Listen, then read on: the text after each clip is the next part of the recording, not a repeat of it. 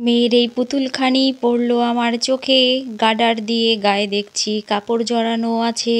ওর জন্য জামা একটা বানাবো আমি আজ, এই ভেবেই শুরু করলাম আজকের কাজ। সোয়েটারের বাতিল টুকরো পেলাম যেই হাতে, সুচ সুতো দিয়ে সেলাই শুরু করলাম তাতে।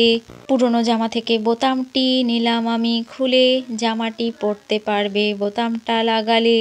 ঠান্ডা পড়েছে তাই আমি জামা বানালাম শীতের, অনেক দিনের আবদার ছিল এটা আমার মেয়ের। মায়ের পুরনো শাড়ি কেটেই পুতুলকে পরাতাম আমরা, এ পুতুল তো শাড়ি পরবে না ওয়েস্টার্ন ড্রেস ছাড়া।